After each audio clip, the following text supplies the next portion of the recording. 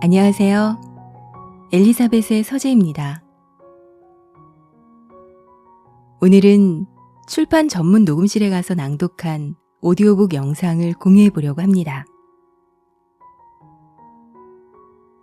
저는 서혜정 낭독연구소에서 조혜신 성우 선생님께 오디오북 나레이터 수업을 받고 있는데요.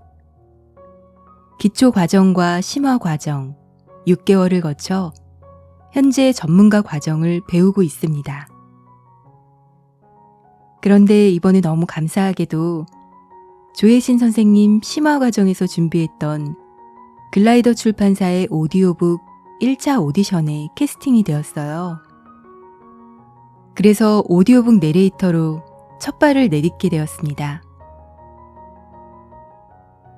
아직 많이 부족한데 이렇게 좋은 기회를 통해 경험을 쌓을 수 있도록 배려해 주신 조혜신 성우 선생님께 다시 한번 감사드립니다. 제가 녹음한 책은 김진아 저자님의 이 뉴스 믿지 마세요 인데요.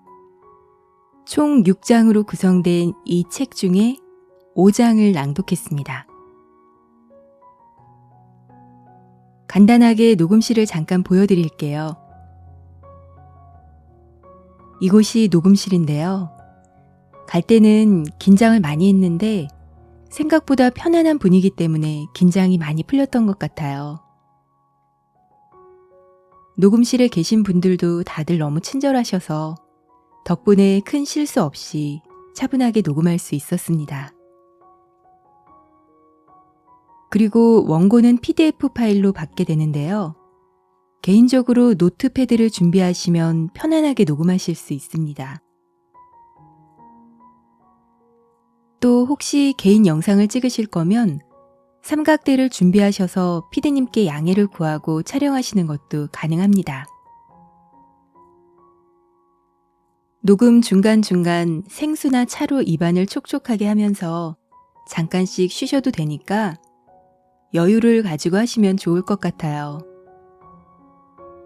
저는 중간에 쉬면 안 되는 줄 알고 계속 이어서 낭독했더니 호흡도 불안정해지고 입안과 목이 건조해져서 쇳소리가 좀 났는데 나중에는 피디님께서 물 마시면서 쉬었다 하라고 목소리 갈라진다고 알려주셨어요.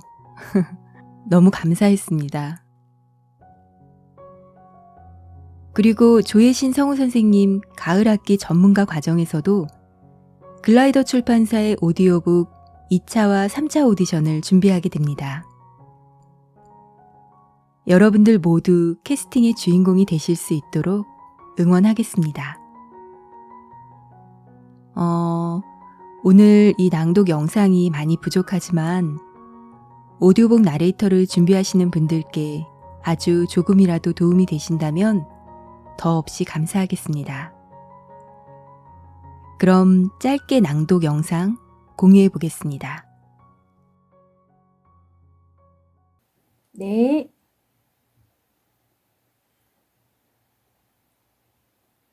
(5장) 청정 미디어를 위한 백신 미디어 리터러시 1. 뉴 미디어 리터러시 결국 국가나 기업이 미디어를 규제하는 것이 최선의 해결 방법은 아닙니다. 그렇다면 더욱 확실한 해결 방법은 무엇일까요?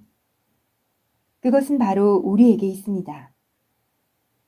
우리가 미디어 리터러시 능력을 갖춘다면 미디어가 기득권자의 무기로 바뀌는 것을 막을 수 있습니다. 그렇다면 미디어 리터러시란 무엇이며 어떻게 갖출 수 있을까요? 리터러시란 본래 글을 읽고 쓸 줄 아는 능력, 글의 의미를 이해하는 능력을 의미하는 단어입니다. 이제 우리 삶에서 각종 미디어는 필수 요소가 되었기 때문에 미디어 콘텐츠를 제대로 이해하고 사용하는 능력을 갖추어야 합니다. 이러한 능력을 미디어 리터러시라고 부릅니다. 미디어 리터러시라는 개념이 처음 등장한 것은 아주 최근의 일이 아닙니다. 전통 미디어 시대에도 미디어 콘텐츠를 올바르게 이해하는 능력은 필요했으니까요. 하지만 뉴미디어가 발달하고 언제 어디서든 누구나 미디어를 직접 제작하고 공유하며 네,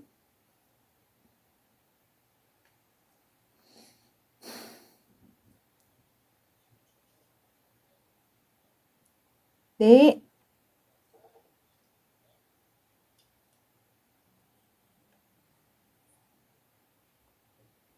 하지만 뉴미디어가 발달하고 언제 어디서든 누구나 미디어를 직접 제작하고 공유하며 활용할 수 있는 시대가 되면서 미디어 리터러시 능력이 더욱 중요한 역량으로 떠올랐습니다.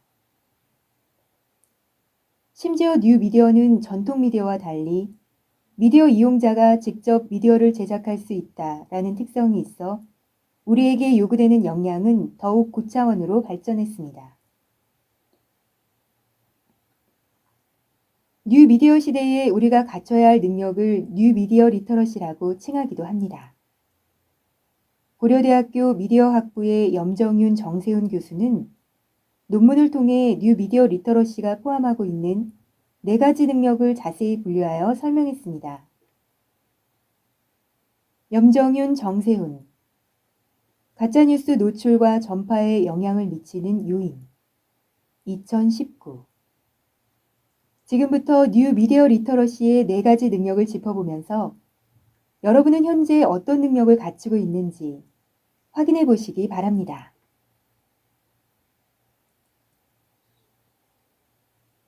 네.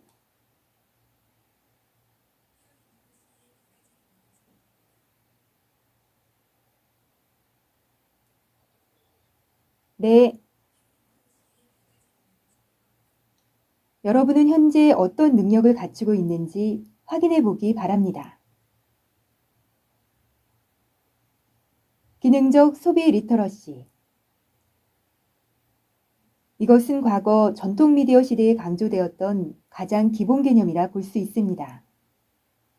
우리에게 제공되는 미디어 콘텐츠에 접근하고 그 내용을 이해할 능력을 의미하는 것입니다.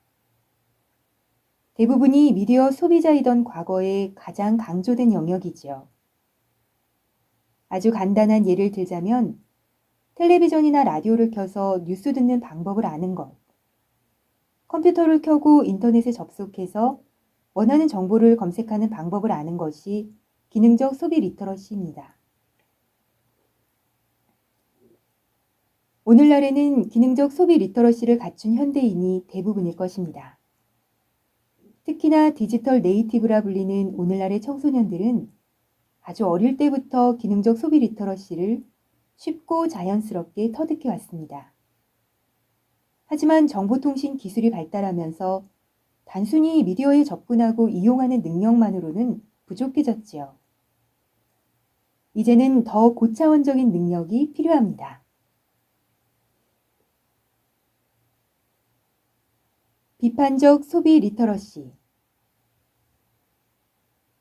두 번째 능력은 비판적 소비 리터러시입니다. 이는 미디어 콘텐츠나 메시지에 접근하고 이용하되 그 속에 내포된 사회적, 경제적, 정치적, 문화적 의미를 비판적으로 이해할 수 있는 능력입니다. 즉, 미디어 콘텐츠를 비판적으로 소비하는 능력이지요. 예를 들면 뉴스나 인터넷 기사를 접하고 나서 그 내용을 그대로 받아들이는 것이 아니라 내용의 옳고 그름을 판단하거나 주체적으로 자신의 의견을 생각해보며 비판적 시각으로 바라보는 것입니다. 여러분은 이러한 비판적 소비 리터러시를 갖추고 있나요? 기능적 생비 리터러시. 생비라는 말을 들어보았나요? 생비는 생산과 소비를 합친 말로써 말 그대로 생산과 소비, 2가지 행위를 모두 하는 것을 의미합니다. 그래서 기능적 생비 리터러시란 미디어 콘텐츠를 소비뿐만 아니라 직접 생산 또는 제작할 수 있는 능력을 의미합니다. 만일 여러분이 인터넷에 접속해서 원하는 정보를 찾을 뿐만 아니라 직접 동영상 편집 기술을 이용해 미디어 콘텐츠를 만들어서 업로드할 수 있다면 기능적 생비 리터러시를 갖춘 것입니다. 우리 중 누구라도 필요에 따라 미디어 제작이 가능해진 오늘날에 더욱 요구되는 능력인 셈이죠. 실제로 오늘날의 많은 미디어 교육은 바로 이 기능적 생비 리터러시에 초점이 맞추어져 있습니다. 다시 말해 미디어 제작 기술을 가르쳐 주는 것이지요.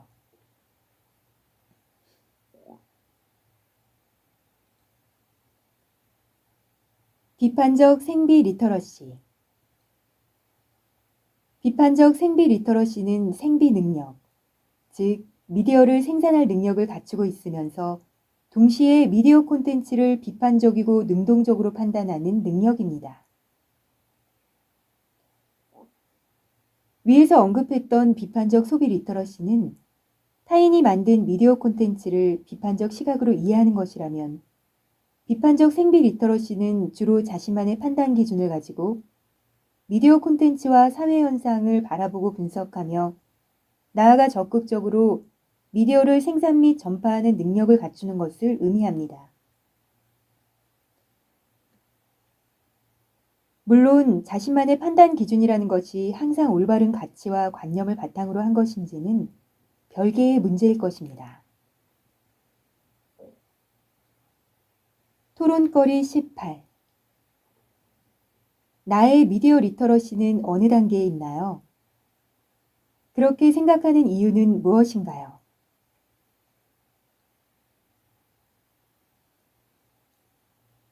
가짜뉴스와 미디어 리터러시의 복잡 미묘한 관계.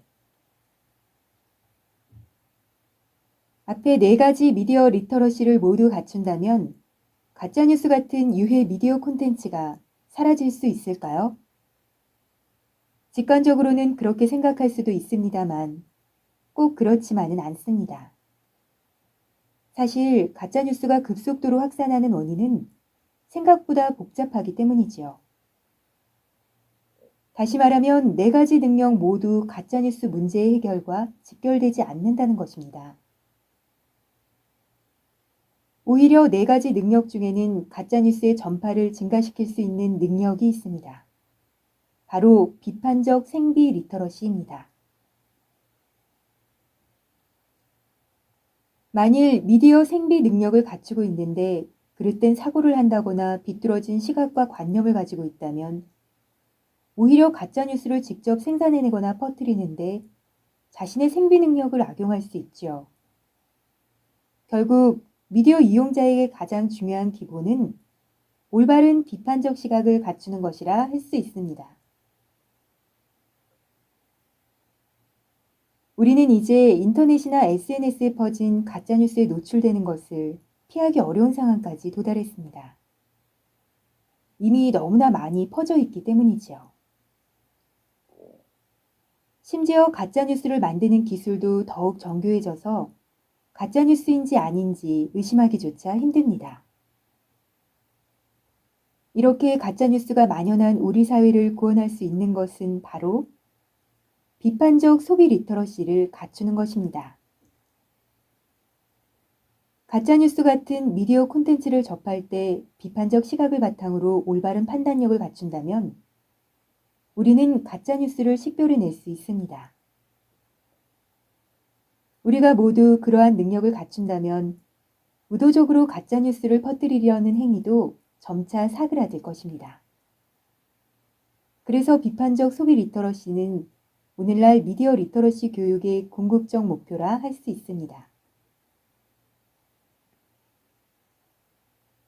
고등학생 400명을 대상으로 한 마틴스와 홉스의 연구에서도 비판적 리터러시 교육을 받은 학생들은 그렇지 않은 학생들에 비하여 뉴스와 광고에 대한 분석적 이해가 높게 나타났습니다. 결국 미디어 이용자에게 가장 중요한 능력은 미디어 메시지에 대한 비판적 판단력인 것입니다.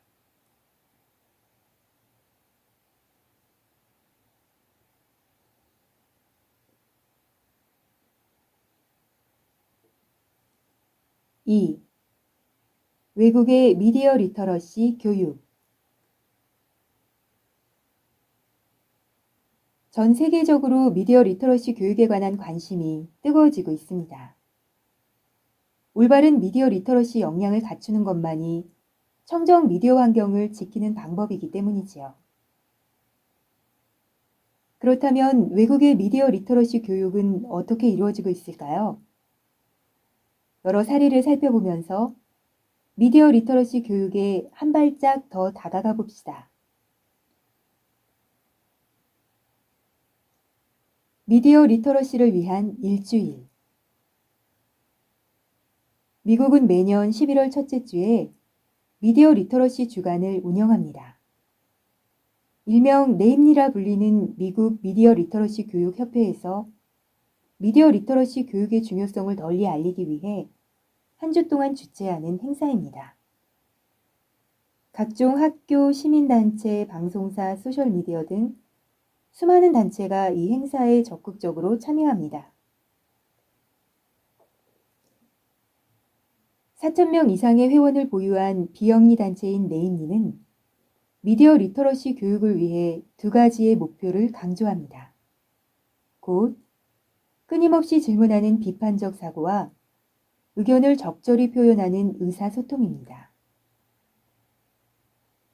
네임리가 주최한 패널 토론회에서 CNN의 진행자 브라이언 스텔턴은 어느 누구나 정보원이 될 수 있는 시대가 열렸다는 사실을 인지하고 그 중에서 신뢰할 수 있는 뉴스를 만드는 언론이 더욱 중요해졌다 라고 주장하며 허위 정보를 식별해낼 수 있는 미디어 리터러시 교육을 강조했습니다.